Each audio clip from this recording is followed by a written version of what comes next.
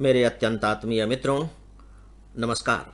आज 11 जून 2020 है और आज के इस AFEIS के लाइफ मैनेजमेंट में मैं डॉक्टर विजय अग्रवाल आप सभी का हार्दिक रूप से स्वागत करता हूं। दोस्तों, कल के लाइफ मैनेजमेंट में मैंने आप सबसे हार्ड वर्क के बारे में कुछ बातें की थी, लेकिन मुझे ऐसा लगा कि जो वक्त उसके लिए अलॉटेड होता है उसमें शायद मैं अपनी बात पूरी नहीं कर सका हूं, तो आज आप सबसे अनुमति लेते हुए मैं उसी विषय को आगे बढ़ा रहा हूं। देखिए दोस्तों, जैसा कि मैंने कहा कि जो हार्ड वर्क शब्द है ये हम भारतीयों के दिमाग में इनफैक्ट सबकॉन्शियस लेवल पर बस गया है, इसीलिए बात बात में हम कड़ी मेहनत की बात कहते हैं। ठीक है, आगे आने वाली पीढ़ी जब इसकी सच्चाई को समझेगी तो शायद इसकी जगह वो कुछ दूसरा कहना शुरू करे, लेकिन फिलहाल तो यह बात है। और यहाँ तक कि बड़े बड़े कारपोरेट तक के जो CEO होते हैं वे भी अपने एम्प्लॉयज़ को कहते हैं कि नहीं नहीं, कड़ी मेहनत करनी चाहिए, तुम्हें हार्ड वर्क करना चाहिए। हालांकि कुछ लोग अब स्मार्ट वर्क की बात भी करने लगे हैं। तो आइए मैं अब जो कार्य के संबंध में जो सही विज्ञान हो सकता है, या कह लीजिए कि जो मेहनत का विज्ञान या जो मेहनत का तर्क होता है, उस पर कुछ बातें करता हूं। फ्रेंड्स, सही मायने में जब हम कोई भी काम कर रहे होते हैं तो उसके लिए हमारे पास दो उपकरण हैं, दो तरह के हमारे पास टूल्स हैं। एक है हमारा शरीर और दूसरा है हमारा मस्तिष्क। जो काम हम शरीर से करते हैं उसे हम शारीरिक श्रम कहते हैं, है ना, फिजिकल लेबर। और जो हम दिमाग से करते हैं उसे हम कहते हैं मेंटल लेबर या मानसिक श्रम, राइट। बहुत से काम ऐसे भी होते हैं, ऐसा नहीं है कि दोनों बिल्कुल अलग अलग हैं। शरीर के साथ मेहनत की जरूरत जो होती है वो दिमागी की होती है, और ठीक इसी तरह से दिमागी मेहनत के साथ कहीं ना कहीं शरीर की भी जरूरत होती है, लेकिन इनफैक्ट उसमें प्रधानता किसकी है इसके आधार पर हम उसे नाम देते हैं। अब आप देखिए कि जब हम शरीर और दिमाग की बात कर रहे हैं तो इन दोनों की अपनी अपनी क्षमताएं हैं, क्योंकि ये दोनों ही भौतिक वस्तुएं हैं, है ना। इन दोनों का अपना एक भौतिक स्वरूप है, एक जैविक स्वरूप है, मतलब या कह लीजिए कि ये जीव विज्ञान के हिस्से हैं। जब हम कोई भी काम कर रहे होते हैं तो सीधी सी बात है कि वह हिस्सा जिससे हम काम ले रहे होते हैं वो थकान अनुभव करता है। लगातार वो काम कर रहा है, लगातार काम कर रहा है, तो उसकी जो क्षमताएं हैं वो धीरे धीरे धीरे धीरे कमजोर पड़ती चली जाती हैं। आप सबने इसे बहुत अच्छे तरीके से महसूस किया होगा, चाहे आप शारीरिक काम कर रहे हो, चाहे आप मानसिक काम कर रहे हैं, और इसके बाद फिर थोड़े से आराम की जरूरत महसूस होती है। हम आराम करते हैं, फिर से हमारा शरीर पुनर्जीवित हो उठता है, आप कह लीजिए, या जो हमारी ऊर्जा चूक गई थी वह ऊर्जा वापस आती है और फिर से हम अपने काम में लग जाते हैं। इनफैक्ट जो रात की नींद है वो इसका सबसे बड़ा उपचारक है। रात की नींद से हम पुनर्जीवित हो उठते हैं। दोस्तों, आप ये भी बात बहुत अच्छे तरीके से जानते हैं, ये भी आप सबके अनुभव में है कि जब हम शारीरिक श्रम कर रहे होते हैं, जैसे आप धीरे धीरे चलिए, इसके बाद दौड़ने लगिए, फिर तेज दौड़ने लगिए, या आप सीढ़ियाँ चढ़ने लगिए, या कोई और मेहनत का काम करने लगिए, तो आप देखिए कि हमारे सांस लेने की गति बढ़ जाती है। इसका मतलब है कि हमारे शरीर की जो ऊर्जा का क्षरण हो रहा है, यानी कि जो ऑक्सीजन हमारे शरीर में जल रही है, इसे आप यूँ इस रूप में भी कह सकते हैं, तो उसकी भरपाई होनी है। तो उसकी भरपाई करने के लिए हम तेजी से के साथ सांस लेना शुरू करते हैं ताकि उसकी भरपाई हो सके, और फिर हम अपने काम में लगे रहते हैं। लेकिन ये एक सीमा तक ही संभव होता है। जो हमारा दिमाग है, ऑक्सीजन खर्च करने के मामले में सबसे ज़्यादा खर्चीला इंस्ट्रूमेंट है। ये कहा जाता है कि हम जितना भी ऑक्सीजन इनहेल करते हैं उसका लगभग 20% सिर्फ हमारा दिमाग यूज करता है। अब आप देखिए कि दिमाग का जो वजन है वो 1.5 किलो से ज़्यादा नहीं है।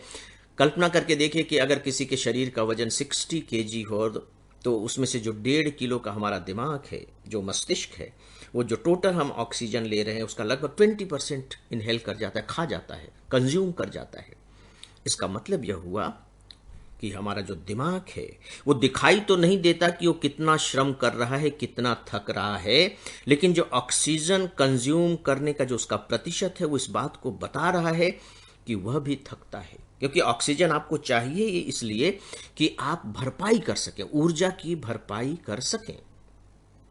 तो दोस्तों यहाँ आपको साफ दिखाई दे रहा होगा कि हमारे शारीरिक श्रम की भी एक सीमा होती है और हमारे मानसिक श्रम की भी एक सीमा होती है।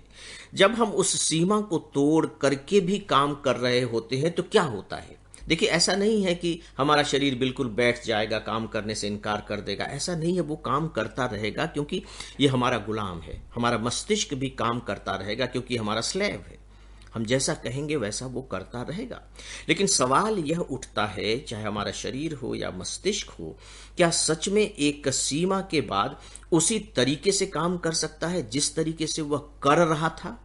आप खुद बताइए कि सुबह जब आप उठते हैं तो आप में जो ताजगी होती है, शारीरिक और मानसिक ताजगी, क्या वह ताजगी शाम होते तक बनी रहती है? धीरे धीरे धीरे धीरे कम होना शुरू हो जाता है क्योंकि हमारे अंदर की ऊर्जा का क्षरण होने लगता है और ये बहुत ही स्वाभाविक है, ये प्राकृतिक है।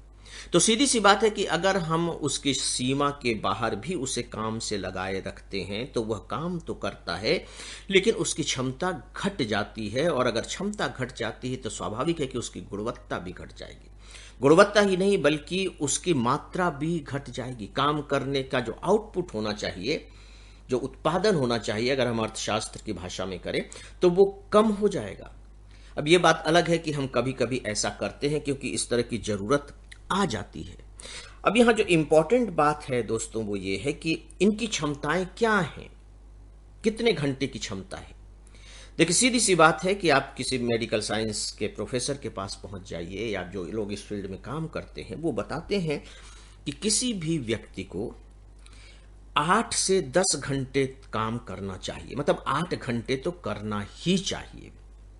मान लीजिए कि 10 बजे सुबह से आप काम करने की शुरुआत करते हैं। मैं उस काम की बात कर रहा हूं जो आपको असाइंड है। देखिए, अदरवाइज तो हम उठते साथ ही काम करने लगते हैं, अपनी दैनिक कार्य करते हैं, फिर भोजन करते हैं, थोड़ा बहुत एक्सरसाइज करते हैं। मैं उस काम की बात नहीं कर रहा हूं जो असाइंड काम है। कोई नौकरी कर रहा है, किसी की दुकान है, कोई मजदूरी कर रहा है, इन काम की बात मैं कर रहा हूं। उद्देश्य परक जो हमारा काम होता है। दोस्तों, यदि आप सुबह 10 बजे से काम की शुरुआत करते हैं तो शाम के 6 बजे तक आपको करते रहना चाहिए। 8 घंटे हो जाएंगे। और अगर आप 10 घंटे काम करना चाहते हैं तो सुबह 9 बजे से शुरू कर दीजिए, शाम को 7 बजे तक करते रहिए, तो आपके ये 10 घंटे हो जाएंगे। फ्रेंड्स, हमारी प्रॉब्लम क्या है? हमारी प्रॉब्लम यह है कि यह जो वक्त है 8 घंटे और 10 घंटे काम करने का, हम इसका भरपूर उपयोग नहीं करते हैं। मुश्किल से हम इसके 40-50% का ही उपयोग करते हैं। बाकी जो वक्त है हम बेकार में कहीं ना कहीं गंवाते रहते हैं। गप मारने में, चाय पीने में, लेट जाने में, आराम भोजन करने में, इधर उधर टहलने में, चुपचाप बैठे रहने में, इस तरीके से हम वो वक्त बर्बाद कर देते हैं। जब उस वक्त को हम बर्बाद कर देते हैं तो फिर आउटपुट तो कुछ होता नहीं है, और आउटपुट हमें लाना है तो फिर लगता है कि नहीं नहीं, अब देरी तक काम करो, छुट्टी के दिन भी काम करो, सुबह जल्दी काम में लग जाओ। प्रॉब्लम ये है, प्रॉब्लम कड़ी मेहनत का नहीं है। प्रॉब्लम यह है कि जब हमें काम करना चाहिए उस समय हम काम नहीं कर रहे होते हैं। आप उस अनुशासन में अपने को ढाल कर देखिए तो पाएंगे कि कोई भी काम, चाहे कितना भी बड़ा क्यों ना हो, वह हो जाएगा। ये बात अलग है कि वो थोड़े से लंबे वक्त की मांग करेगा, तो कोई बात नहीं, क्योंकि जब हम काम कर रहे होते हैं तो हम उन क्षणों को जी भी रहे होते हैं। तो हमें इस बात का भी तो ध्यान रखना चाहिए कि हम उन क्षणों का आनंद ले सकें, उन क्षणों को जी सकें, उसका लुत्फ उठा सकें। तो दोस्तों, आज के लाइफ मैनेजमेंट में बस इतना ही। अब मुझे अनुमति दें